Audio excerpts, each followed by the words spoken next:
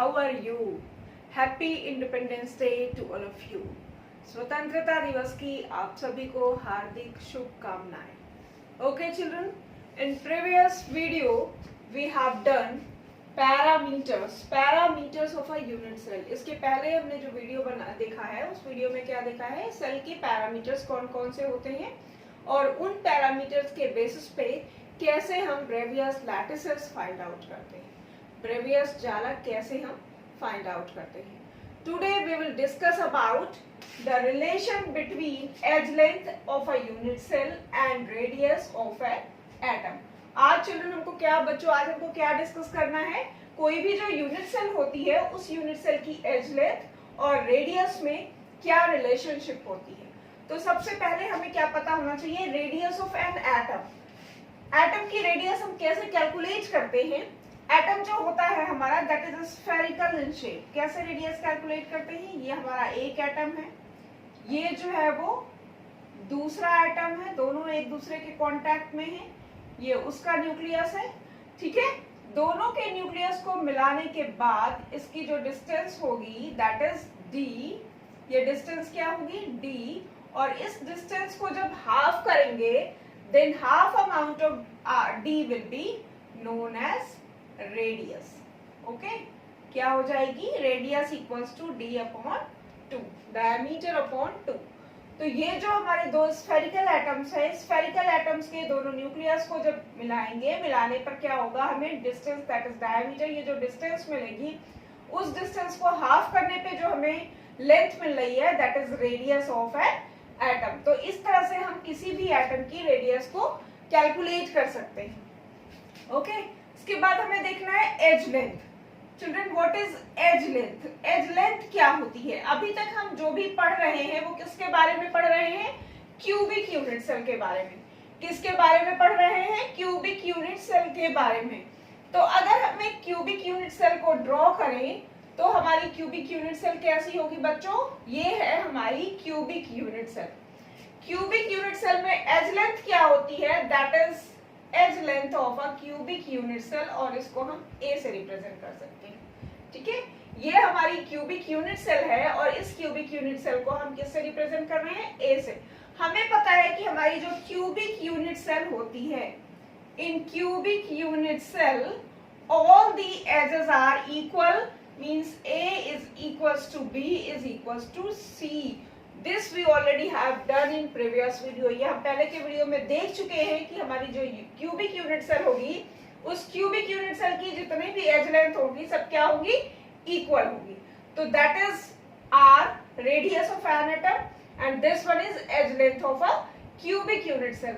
अब हमें क्या करना है, किसी भी यूनिट सेल की एज लेंथ में और एटम की रेडियस आर में, दोनों में क्या करना है, रिलेशनशिप फाइंड आउट करनी है. ओके चिल्ड्रन, तो आगे जाने से पहले जब हम रिलेशनशिप निकालेंगे उसके पहले इसका स्क्रीनशॉट ले लीजिए आप. अब हमें क्या देखना है बच्चों, हमें रिलेशनशिप देखनी है सिंपल क्यूबिक यूनिट सेल में. हमारी जो सिंपल क्यूबिक यूनिट सेल हमने पढ़ी थी उसमें रिलेशनशिप देखनी है किसमें किसमें, एज लेंथ ए में और रेडियस आर में. तो सबसे पहले हम एक simple cubic unit cell draw कर लेते हैं चिल्ड्रन. ये है हमारी एक सिंपल क्यूबिक यूनिट सेल. अब ये जो हमारी सिंपल क्यूबिक यूनिट सेल है इसमें हमें देखना है कि सिंपल क्यूबिक यूनिट सेल में जो एटम्स होते हैं, एटम्स कहाँ कहाँ पे अरेंज होते हैं, कहाँ पे अरेंज होते हैं, एट द कॉर्नर्स. 8 कॉर्नर्स होते हैं सिंपल क्यूबिक यूनिट सेल में और ये 8 कॉर्नर्स पे जो है वो क्या होता है, एटम्स जो है वो अरेंज होते हैं. अब हमें देखना है कि ये जो एटम्स अरेंज हैं, these are the 8 corners and 8 atoms are arranged at the corners. 8 corners पर ये आपके 8 इलेक्ट्रॉन्स या 8 एटम्स जो है वो अरेंज हो गए. अब हमें क्या निकालना है कि इन एटम्स के, ये जो एटम्स अरेंज हैं इन एटम्स में और इसकी एज लेंथ में क्या रिलेशनशिप है. देखो जरा, ये जो हमारा एटम है ये कैसे होगा बच्चों, स्फेरिकल होगा. स्फेरिकल होगा तो ये हमारा एक एटम है जो एक कॉर्नर पे है और जो दूसरा एटम होगा वो कहाँ होगा, वो दूसरे कॉर्नर पे होगा. ये हमारे दो एटम्स हैं, जनरली दोनों का साइज इक्वल होना चाहिए, है ना. तो दोनों का साइज जो है वो हम इक्वल कर लेते हैं भाई. पहले देखने में थोड़ा सा ऑड लग रहा है, हम इसको इक्वल कर लेते हैं. दीज आर द 2 एटम्स, ये हमारे 2 एटम्स हैं जो कहां पर हैं बच्चों, these are at the corners. ये देखो हमारे 8 कॉर्नर्स हो गए, 8 कॉर्नर्स पे ये 8 एटम्स हो गए। तो ये हमने ये वाली एज लेंथ ली, दिस वन, ये एज लेंथ जब ली, ये एज लेंथ हमारी कितनी होगी, दैट इज ए। इसके दोनों कॉर्नर पे हमने क्या लगा दिया, 2 एटम्स लगा दिए, इसके दोनों कॉर्नर्स पे 2 एटम्स हैं, दोनों स्फेरिकल होंगे। तो क्या होगा, देखो अब ये जो वाला हमारा एटम है, फर्स्ट एटम जो है, इसकी आधी रेडियस ये है, मींस एक रेडियस r1, r इधर है, r इधर है, इस वाले एटम का भी r इधर है, r इधर है। तो टोटल जो रेडियस कवर हो रही है इस एज लेंथ में, वो कितनी कवर हो रही है, that is r plus r। कितनी है ये, 2r। ओके, टोटल कितनी रेडियस कवर हो रही है इस एज लेंथ में। अगर हम सिंपल क्यूबिक यूनिट सेल देख रहे हैं, तो सिंपल क्यूबिक यूनिट सेल जो है उसमें जो रेडियस है that is equal to r plus r, that is 2r। और ये किसके इक्विवेलेंट है, किसके बराबर है, एज लेंथ a के equivalent. Look at figure, figure में देखो जरा, ये आपके 2 स्फेरिकल एटम्स हैं, इन स्फेरिकल एटम्स की इसकी जो आपकी रेडियस है दैट इज r, इसकी रेडियस है वो भी r है, तो r plus r equals to 2r। और ये जो रेडियस 2r है ये किसके इक्विवेलेंट है, एज लेंथ a के इक्विवेलेंट है, एज लेंथ a के बराबर है। तो ये आपको रिलेशनशिप मिल गई, 2r is equals to a। तो r इज इक्वल्स टू क्या होगा, a by 2। That is the relationship between edge length and radius r for simple cubic unit cell. अगर हम सिंपल क्यूबिक यूनिट सेल देख रहे हैं, तो सिंपल क्यूबिक यूनिट सेल में जो रेडियस r और एज लेंथ a के बीच की जो रिलेशनशिप होगी that will be r is equals to a by 2। Okay, अब हम नेक्स्ट देखेंगे face centred cubic unit cell. तो फेस सेंटर्ड देखने के पहले इसका एक स्क्रीनशॉट ले लीजिए। चलिए बच्चों, हम देखते हैं फेस सेंटर्ड यूनिट सेल। जो फेस सेंटर्ड यूनिट सेल होती है उनमें एज लेंथ और रेडियस में क्या रिलेशनशिप होती है। तो सबसे पहले क्या करते हैं, मैं क्यूबिक यूनिट सेल ड्रॉ कर लेते हैं। ठीक है, ये है हमारी एक क्यूबिक यूनिट सेल, और इस क्यूबिक यूनिट सेल में बच्चों कितने फेसेस होते हैं, 6। कितने फेसेस होते हैं, 6 फेसेस। तो अगर हम ये ऊपर वाला फेस कैलकुलेट करें, तो ऊपर वाला जब फेस कैलकुलेट करेंगे तो यहाँ पर एटम्स कहाँ पर होंगे। जो हमारी फेस सेंटर्ड यूनिट सेल होती है, फेस सेंटर्ड यूनिट सेल में एटम्स कहाँ पर होते हैं, at the corners and at the faces of the cell. Cell के कॉर्नर्स पर होते हैं और सेल के फेसेस पे होते हैं। तो हमें लेना क्या है, ये हम ऊपर वाली फेस को ले रहे हैं। तो ये जो ऊपर वाला फेस है इसमें कहाँ पर एटम्स होंगे, एक एटम ये होगा, एक ये फेस पे होगा और एक इस कॉर्नर पे होगा। 3 atoms will be situated. 3 atoms होंगे ना बच्चों, कहाँ पे होंगे, 2 एटम्स ये 2 कॉर्नर पे होंगे और एक एटम कहाँ पर होगा, that will B at the face. अब देखिए यहाँ पे हमको r कैसे कैलकुलेट करना है। तो पहले जरा इन तीनों एटम्स को हम स्फेरिकली ड्रॉ कर लेते हैं। ये हमारा एक एटम है, ये हमारा दूसरा एटम है, this one is second atom and this one is our third atom. फिर हम क्या करते हैं, थर्ड एटम को ड्रॉ कर लेते हैं। ये हमारे तीनों एटम हो गए। अब इसमें जरा रेडियस r कैलकुलेट करो बच्चों। Radius r, how will you calculate, कैसे आप रेडियस r कैलकुलेट कर सकते हो। देखो इस वाला जो आपका फर्स्ट एटम है जो कॉर्नर पे है, इसकी रेडियस कितनी है r। ये जो मिडिल में है आपका, जो फेस पे आपका एटम है, उसकी रेडियस कितनी हो गई, 1 2, यानी कि r प्लस r। एक आपकी ये r हो गई, दूसरी r, फिर r एंड अगेन ये जो थर्ड एटम है इसकी रेडियस कितनी हो गई, r। मींस रेडियस जो आप कैलकुलेट करोगे फेस सेंटर्ड यूनिट सेल के लिए, that will be r plus r plus r, means r plus r plus r plus r, 4 times r, that means 4r। Radius कितनी हो गई, 4r। 3 स्फेरिकल एटम्स आपने attach किए हैं और इनकी रेडियस जो है वो कितनी हो गई, 4r। अब इसकी जो एज लेंथ होगी, वो एज लेंथ हम कैसे कैलकुलेट करेंगे, यहां से यहां तक आने के लिए हमें कैसे चलना होगा। ये आपकी एज लेंथ कवर करोगे, दिस वन, और ये वाली एज लेंथ, ये दिस वन कैलकुलेट करोगे। तो एज लेंथ आपकी क्या हो जाएगी, एज लेंथ ये आपकी क्या आ जाएगी, ए और ए। ठीक, अब अगर हम चाहे ये वाला ट्राइंगल देखें, चाहे ये वाला ट्राइंगल देखें, ये वाला अगर हम ट्राइंगल देखते हैं, इसमें पाइथागोरस थ्योरम लगाते हैं। तो पाइथागोरस थ्योरम लगाने पर क्या होगा, A square plus A square equals to क्या हो जाएगा आपका 4r²।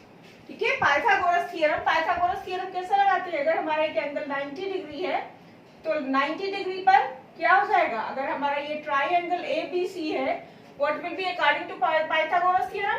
AB² + BC² = AC²।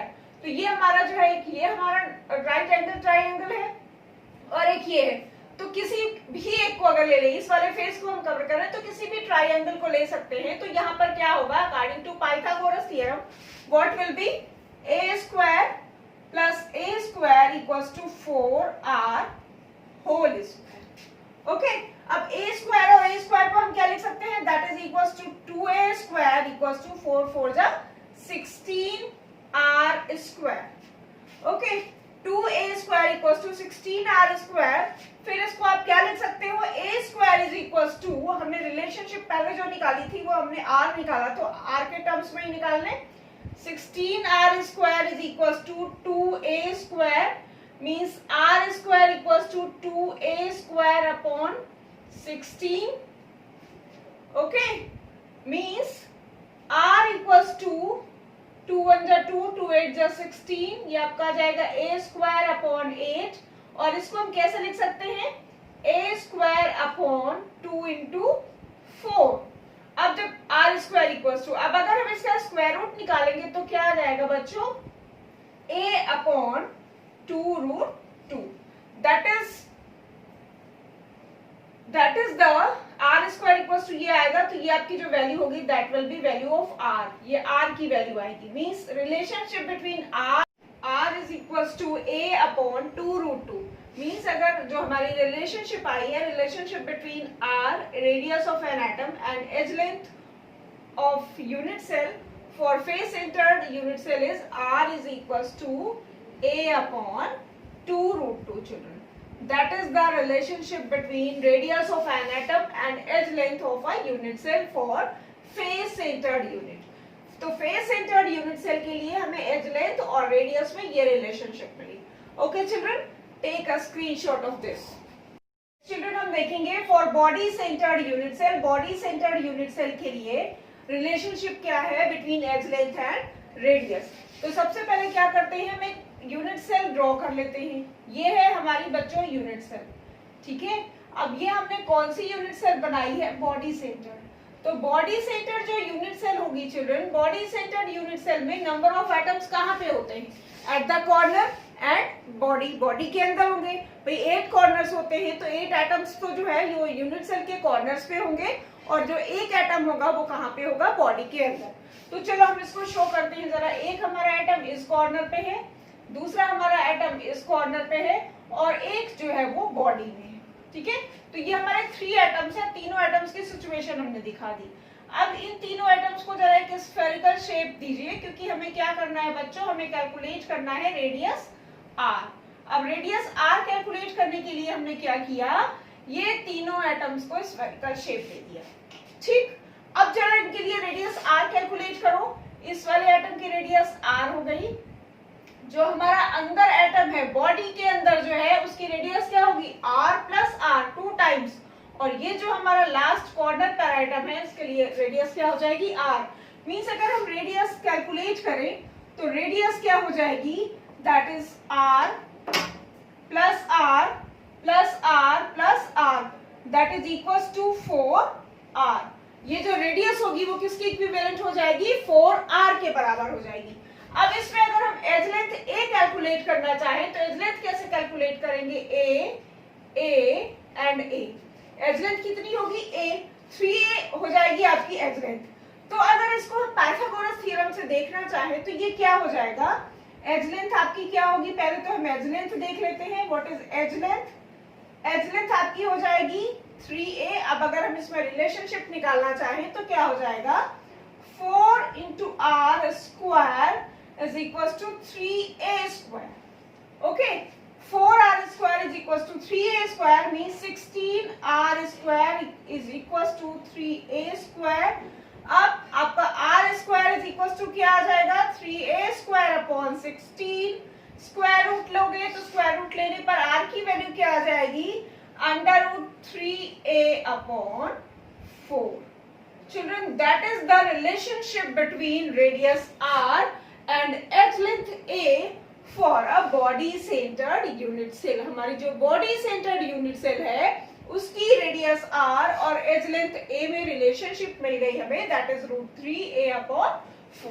अब चलिए एक बार हम रिकॉल कर लेते हैं कि हमारी जो सिंपल क्यूबिक यूनिट सेल है, जो हमारी बॉडी सेंटर्ड यूनिट सेल है और जो हमारी फेस सेंटर्ड यूनिट सेल है, तीनों यूनिट सेल में रेडियस और एज लेंथ के बीच में क्या रिलेशनशिप होती है और नंबर ऑफ एटम्स कितने होते हैं। तो उसके पहले बच्चों इसका एक बार स्क्रीनशॉट ले लीजिए आप।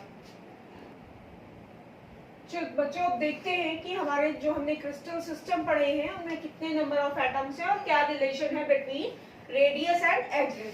तो सबसे पहले हमने कौन सा देखा था, सिंपल क्यूबिक यूनिट सेल। जो हमारी सिंपल क्यूबिक यूनिट सेल होती है उस सिंपल क्यूबिक यूनिट सेल में नंबर ऑफ एटम्स कितने हैं, कहाँ पे होते हैं, एट द कॉर्नर्स। तो कॉर्नर्स पे हमारे जो नंबर होते हैं उनके बाद नंबर ऑफ एटम्स टोटल हमने कितने कैलकुलेट किए थे, 1। What is the relationship between r and a, अभी हमने कैलकुलेट की है रेडियस r और एज लेंथ a के बीच में रिलेशनशिप क्या आई थी, r is equals to a/2 for simple cubic unit cell. जो हमारी सिंपल क्यूबिक यूनिट सेल थी उसमें number of atoms 1 and radius r is equals to a/2। दूसरा हमने कौन सा पढ़ा था, for face centred unit cell. For face centred unit cell, जो हमारी फेस सेंटर्ड यूनिट सेल होती है उस फेस सेंटर्ड यूनिट सेल में चिल्ड्रन नंबर ऑफ एटम्स कितने होते हैं, 4 एटम्स होंगे। कहां कहां पे होंगे, कॉर्नर्स पे और फेसेस पे। Okay, and relationship between r and edge length a equals to r is equals to a/2√2। That is the relationship between radius r is equals to क्या आएगा आपका, a/2√2। ये रिलेशनशिप है रेडियस r और edge length a के बीच में। Third आपका है body centred unit cell. Children, जो बॉडी सेंटर्ड यूनिट सेल होगी, बॉडी सेंटर्ड यूनिट सेल में नंबर ऑफ एटम्स कितने होते हैं, how many number of atoms in body centred unit cell, that is 2। Body centred unit cell आपकी जो होगी उसमें नंबर ऑफ एटम्स जो होंगे वो होंगे 2 and r is equals to √3a/4। तो ये है, this is the relationship between radius and edge length for simple cubic unit cell, face centred unit cell and body centred unit cell. तो children आज हमने फिनिश किया है, क्या क्या आज हमने पढ़ा है कि जो हमारी यूनिट सेल्स होती हैं उनकी रेडियस और एज लेंथ में क्या रिलेशनशिप होती है। तो अब हमने 50% से ज्यादा चैप्टर को कवर कर लिया है, मोस्टली मैक्सिमम चीजें कवर कर ली हैं। अब हमें पढ़ना है packing fraction and packing efficiency, कैसे पैकिंग होती है। In next video we will discuss about packing and packing efficiency. Packing कैसे 3D डायमेंशंस में हम कैसे पैकिंग करते हैं और कैसे उसकी एफिशिएंसी निकालते हैं। Okay, we have completed this. Take a screenshot. आपने स्क्रीनशॉट ले लिया होगा इसका, और आपको अगर कोई डाउट्स है तो उन डाउट्स को आप कमेंट बॉक्स में जरूर डिस्कस करोगे, जरूर पूछोगे। अगर आपको मेरा ये वीडियो पसंद आया है तो इस वीडियो को आप लाइक करोगे, शेयर करोगे अपने फ्रेंड्स के साथ और हमारे चैनल को सब्सक्राइब करोगे। Again wish you a very happy independence day. आप सभी को मेरी तरफ से स्वतंत्रता दिवस की हार्दिक शुभकामनाएं। Thank you children.